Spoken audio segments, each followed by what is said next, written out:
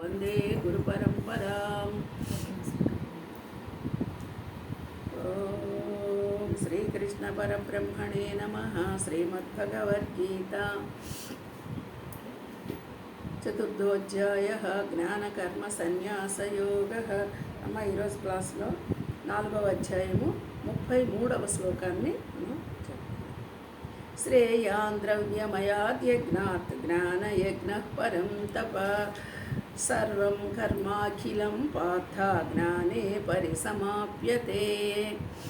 శ్రేయాన్ ద్రవ్యమయాత్ యజ్ఞాత్ జ్ఞానయజ్ఞః పరం తప సర్వం కర్మ అఖిలం పార్థ జ్ఞానే పరిసమాప్యతే. పార్థ ఇక్కడ పరంతప అనేటువంటి పదాన్ని ఉపయోగించారు పార్థుడికి. పరంతప అంటే శత్రువులను తప్పింపచేసేవాడా, అంటే అర్జునుడిని చూస్తేనే శత్రువులకి భయం. అట్లాంటి అర్జున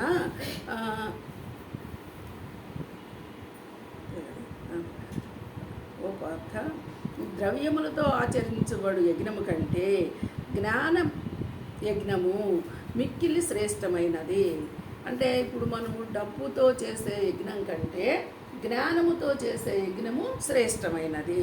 అంటే చూడండి, డబ్బుతో యజ్ఞం చేయడం అనేదేమో మనము కావలసినటువంటి ద్రవ్యాన్ని ఉపయోగించి కావలసినవన్నీ సంభారాలు సమకూర్చుకొని దాన్ని మనం యజ్ఞం చేస్తున్నాం. ద్రవ్యమయ యజ్ఞం అంటున్నారు దాన్ని. అంటే డబ్బుతో కూడి ఉన్న యజ్ఞము. ఇప్పుడు దానికి పెట్టవచ్చు కొన్ని లక్షలు ఖర్చు పెట్టి చెయ్యొచ్చు. మరి ఆ లక్షలు ఖర్చు పెట్టి చేసే యజ్ఞానికంటే నువ్వు జ్ఞానంతో చేసే యజ్ఞం గొప్పది అంటాడు. జ్ఞానముతో ఏమి యజ్ఞం చేస్తున్నారు మీరు? జ్ఞానముతో ఏమి యజ్ఞం చేస్తున్నారు? ఈ పరమాత్మని, ఆత్మస్వరూపాన్ని నీ యొక్క స్వరూపముగా గుర్తెరిగి నువ్వు చేసే ప్రతి పని యజ్ఞమే. ఇదే జ్ఞాన యజ్ఞము.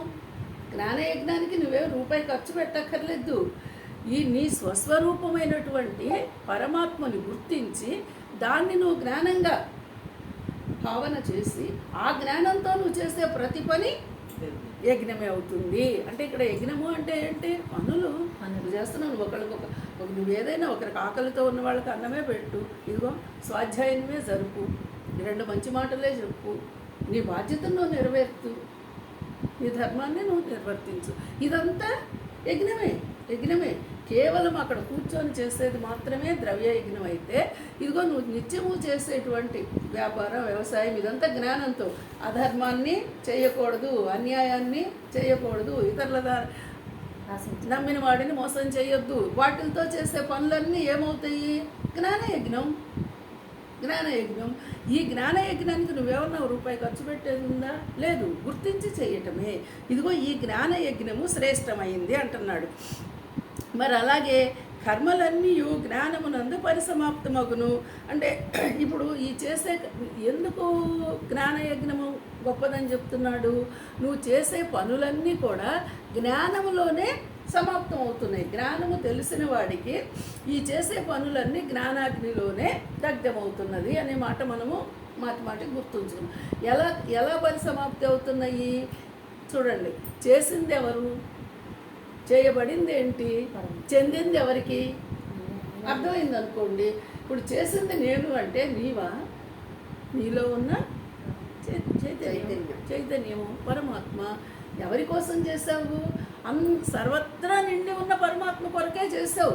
నువ్వు నీ ఎదట మనిషికి చేసావు, లేకపోతే ఒక వేరే ప్రాణికి చేసావు, ఏదైనా ఒకటి. అది ఎవరికి చెందింది? పరమాత్మకే చెందింది. ఎలా పరమాత్మకు చెందిందని చెప్పగలవు? అందరిలో ఉన్నది కూడా ఆ చైతన్యం పరమాత్మే. ఇప్పుడు ఇలా తెలుసుకున్నప్పుడు నువ్వు చేసే ప్రతిదీ పరమాత్మకే చెందుతుందా లేదా? ఖచ్చితంగా పరమాత్మకే చెందుతుంది అనే భావనతో చేసినప్పుడు మరి నువ్వు ఆ చేసే పనులన్నీ పరమాత్మకే చెందుతున్నాయి. అందుకని ఇలా చెందుతున్నాయి అని తెలిసి మనం ఏదైనా భగవంతుడు మెచ్చని పనులు, భగవంతుడికి నచ్చని పనులు చేయాలంటే అవి కూడా ఆయనకే చెందుతాయి కదా. మరి దాన్ని ఆలోచిస్తాం కదా. అప్పుడు ఎలా చేయగలము? జ్ఞానవంతుడు జ్ఞానమైన మార్గంలో చేయవలసిన శాస్త్ర విహితమైనటువంటి కర్మలనే చేస్తాడు. అంటే శాస్త్రంలో నిషేధించబడ్డ కర్మలని చెయ్యడు, శాస్త్ర నిషేధ కర్మలను ఎప్పుడూ చెయ్యడు, శాస్త్ర విహితమైన కర్మలనే చేస్తాడు.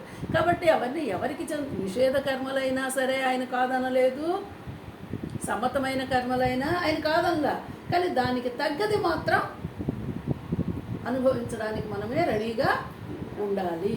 అందుకని నువ్వు తెలుసుకొని జ్ఞానం ద్వారా చేసిన కర్మని నువ్వేమడుగుతున్నావు ఇప్పుడు? నాకు ఆ కర్మకు సంబంధించిన ఫలితం కూడా నేను అడగట్లేదయ్యా, కర్మ మాత్రం చేస్తున్నా, కర్మ ఫలాన్ని నేను కోరడల్లా. ఇది తెలుసుకొని చేసేవాడు ఉత్తముడు. ఈ ఉత్తముడైన వాడు చేసే పని ఎవరికి చెందుతుంది అంటే పరమాత్మకే చెందుతుంది. కాబట్టి నువ్వు చేసే పనులన్నీ పరమాత్మలోనే పరిసమాప్తం అవుతున్నాయి. అంటే చూడండి, పూర్ణమిదం పూర్ణాత్ పూర్ణముదచ్యతే పూర్ణస్య పూర్ణమాదాయ పూర్ణమేవావశిష్యతే. అంటే ఈ ఉన్నదంతా ఈ లోకములో ఎక్కడ చూసినా ఉన్నది పరమాత్మే, చెందుతుంది ఆయనకే, పరమాత్మ వినా ఇంకొకటి లేదు. ఇది మనం బాగా గుర్తించుకున్నప్పుడు ఏ పని చేసినా భగవంతుడిలోనే లీనం. అందుకని ఇక్కడ ఏం చెప్తున్నారంటే, అర్జున, ఈ ద్రవ్యమయ యజ్ఞము కంటే జ్ఞాన యజ్ఞము మిక్కిలి శ్రేష్టమైనది. మనకి ఈ శ్లోకంలో చెప్పిన మాట, డబ్బుతో చేసిన యజ్ఞం కంటే జ్ఞానంతో చేసిన యజ్ఞము శ్రేష్టమైనది. అలాగే నువ్వు ఈ చేసే కర్మలన్నీ కూడా ఆ జ్ఞానంలోనే సమాప్తం అవుతున్నాయి, అంటే జ్ఞానంలోనే విలీనం అవుతున్నాయి. ఏ జ్ఞానంలో అంటే నేను పరమాత్మని అనేటువంటి బ్రహ్మభావంలోనే విలీనం అవుతున్నాయి. అందుకని ఆ జ్ఞాన యజ్ఞం శ్రేష్టమైనది అని చెప్తున్నారు. హరి ఓం.